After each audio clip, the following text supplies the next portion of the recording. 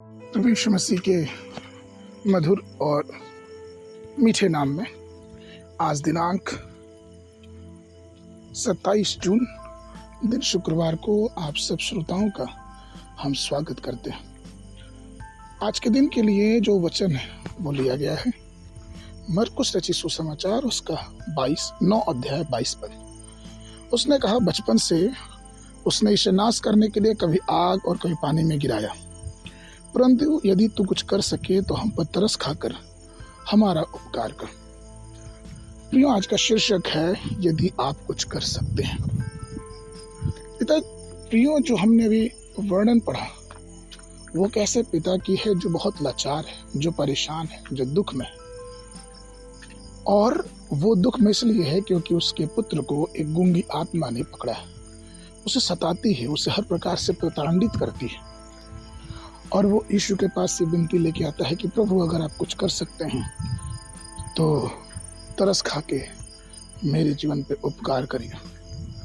हो सकता था प्रियो कि उसका पिता यीशु मसीह के पास आने से पहले बहुत सारे चिकित्सकों से, वैद्यों से और यहाँ तक कि आध्यात्मिक गुरु से भी अपने बेटे को जरूर दिखाया होगा।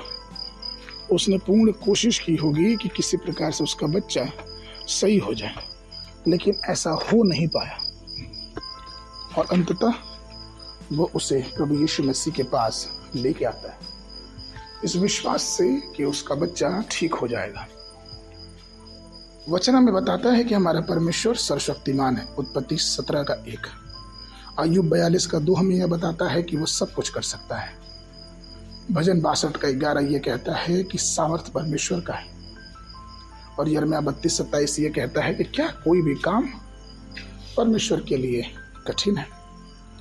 इसलिए प्रियो, जिस प्रकार से यह पिता अपने संघर्ष के दिनों पे परमेश्वर पे भरोसा करता है, उसी प्रकार से हमें और आपको भी परमेश्वर पे भरोसा करते रहना है।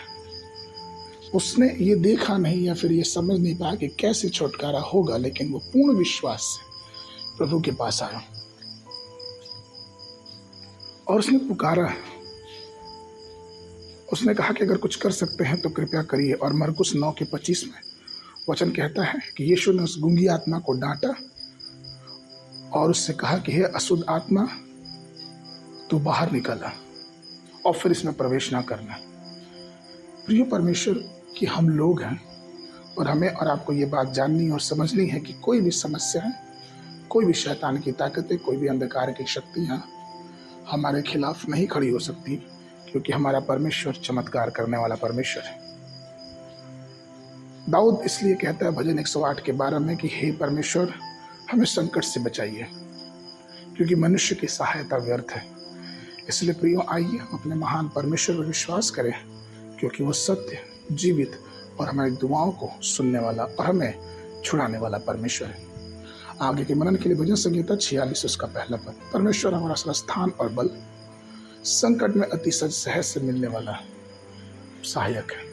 बाइबल अध्ययन के लिए सुबह के समय अय्यूब की पुस्तक उसका 8, 9, 10 अध्याय, शाम के समय प्रेरित उसका 8 अध्याय 26 पद से लेकर 40 पद तक। परमेश्वर आप सबको आशीष देवे।